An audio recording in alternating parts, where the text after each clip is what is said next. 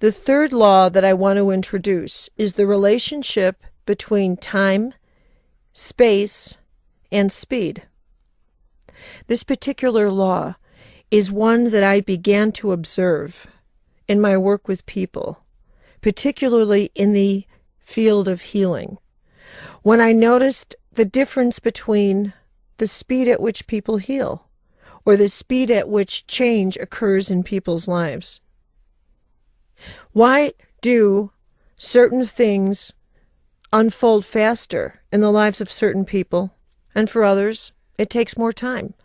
Why can some people impact the quality of health almost instantaneously, and for other people, no matter what they do, no matter how many techniques or healers they go to, the unfoldment of the health in their body takes time, long, long time.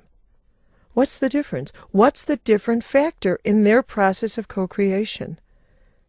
I finally realized, and in my language, let me describe it this way, that there is a reason why spiritual traditions, all of them, emphasize the need to keep your spirit with you at all times. Another way to say it is keep your spirit in present time. Now, I want to give you an image to use as I describe this. I want you to imagine that you have energetic currents coming in through the top of your head, and that your role in life is to make investments with that energy through those currents. When I do a reading on you, I follow your investments. I see what you've invested your energy in.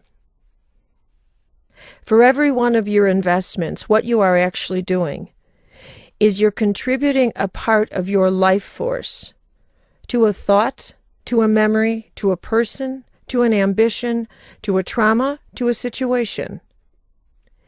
And you are wrapping your life force in the threads of that memory or in the threads of that relationship. And from that moment on, your precious life force, rather than serving you in the moment, is being directed, because of this choice, into your history. And therefore, it's keeping your history more alive and more vibrant than your present moment. Now, you don't realize this is a choice, but this is a choice to co-create. And what you are doing is you are co-creating your present via your history. You are using your history as your primary co-creative partner. And when you're attached to your history, it's only trauma or pain that creates that experience. The parts of your history that were wonderful, that made you feel good, that taught you, that brought you wisdom, you've already absorbed those. You are those. They are part of your present power and who you are. That's not historical. While you may well remember the wonderful experiences that made you who you are today, that memory does not cost you energy. That memory brings you energy. It pays what I call an energetic dividend. But keeping your past alive is like investing your life force into a mausoleum and hoping it pays you back in life chips, and that's not going to happen. Now let's take this one step further. For every investment you have in keeping your past alive, you are creating time. You are investing yourself and creating the physical experience of physical linear time. Why is that? It goes like this.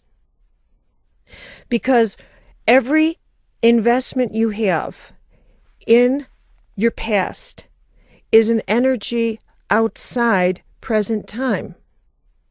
In other words, you are involving more of your history in the creation of your present moment, so it takes more time to create your present moment.